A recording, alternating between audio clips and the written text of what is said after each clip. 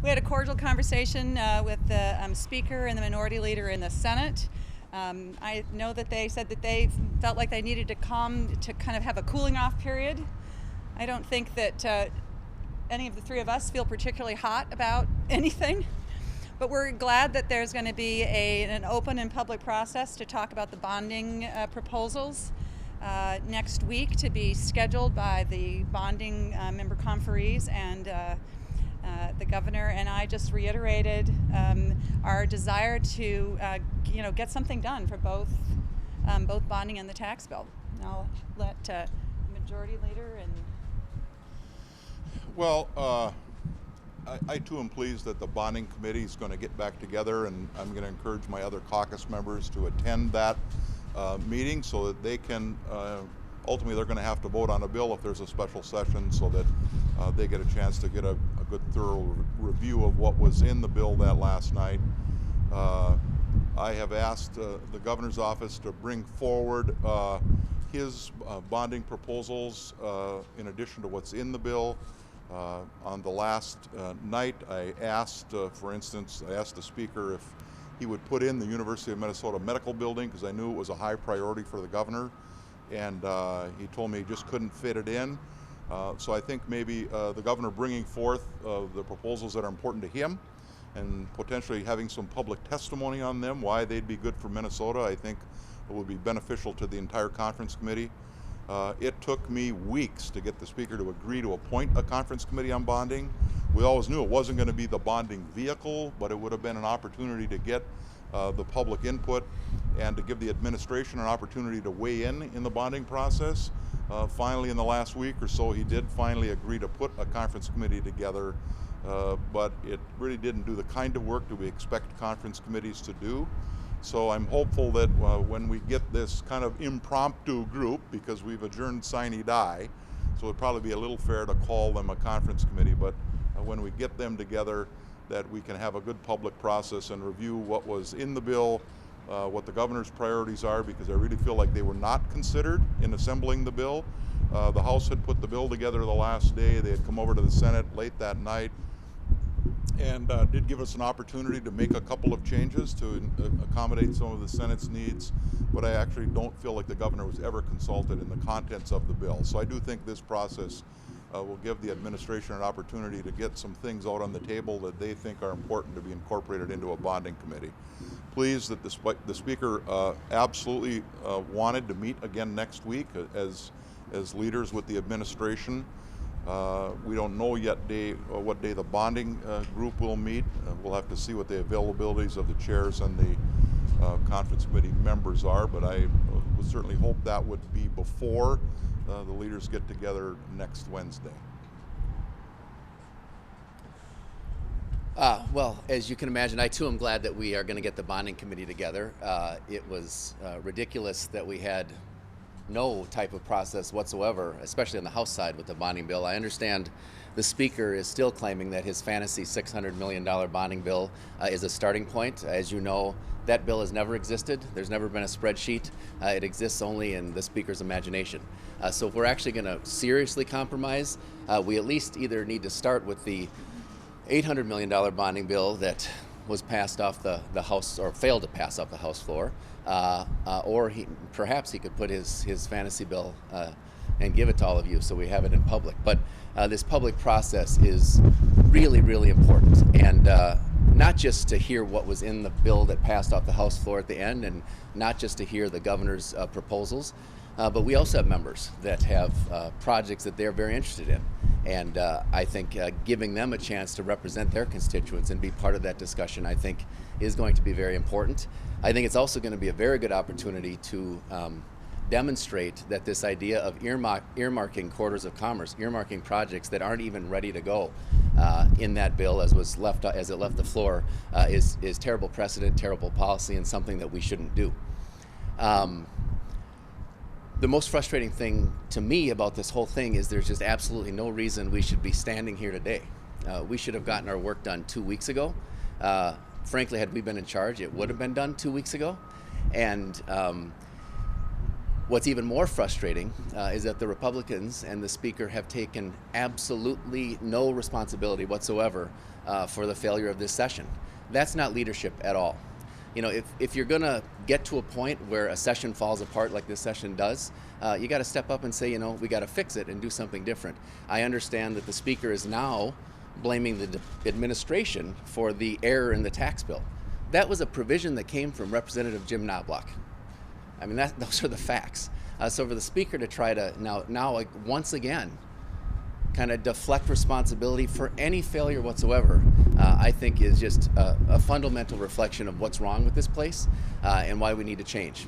And with that, I'll happy to answer questions. I'd like to ask the leaders, what do you think the chances are of this actually happening, given that maybe there's no deadline except maybe the 4th of July parades and, you know? Well, I made it clear to the Speaker on the last night that a bonding bill can't pass the Senate without a provision in it that allows us to access the federal money for Southwest Light Rail. Just can't do that. I gave them the language. I was disappointed it wasn't in the bill. The Senate put it in the bill. It's a requirement in the Senate. That is going to have to be in the bill. It doesn't cost any state money. It does put some burden on property taxpayers, but that's not new. There's plenty of precedent for that. Prior to the 2001 tax reform, we were levying about $130 million a year for transit. So it's not new. There aren't enough people around to remember that. The Governor Ventura's big plan, of which we took pieces of in 2001. But I think it's doable. I think the Speaker is going to have to be willing to meet. If he's not willing to meet the Governor halfway, then I invite him to meet the Senate halfway.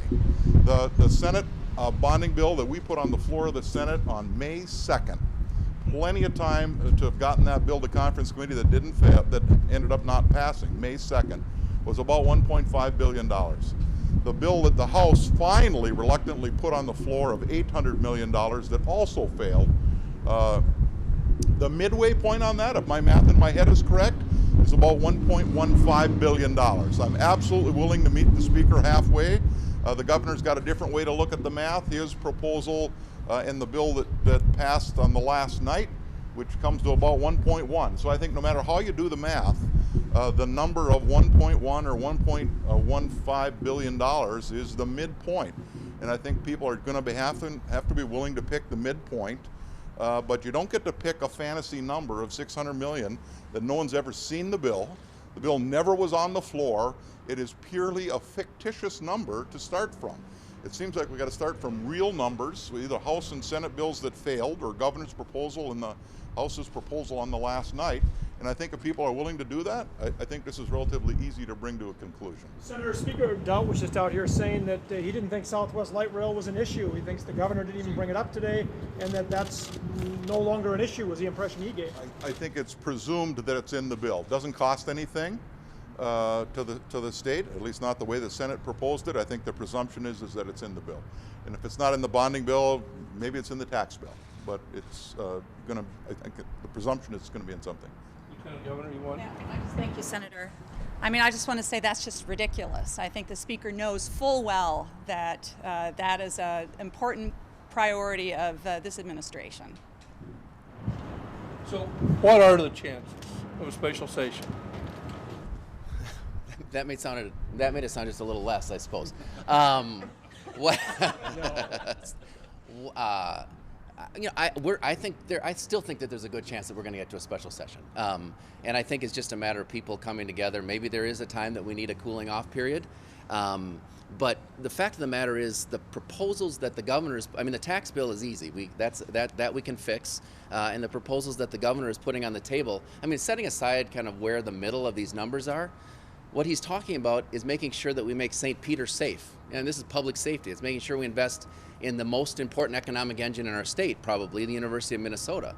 And it's making sure that we're making other investments along those lines. These are entirely reasonable projects that all Minnesotans support.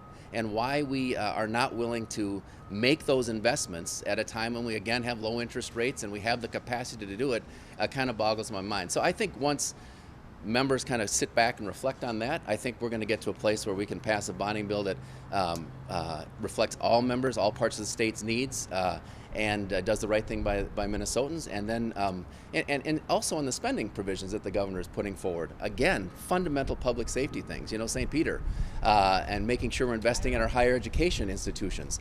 Those are things that all Minnesotans support, and so from that and even beyond that, there are things that the governor had on his list before we went before the session ended. So I think that once reasonable Minnesotans kind of hear what's going on, I think legislators are going to come back, represent their constituents well, and we'll get these bills done. Senator The other Bakk, two of are you on that one? You two agree with that?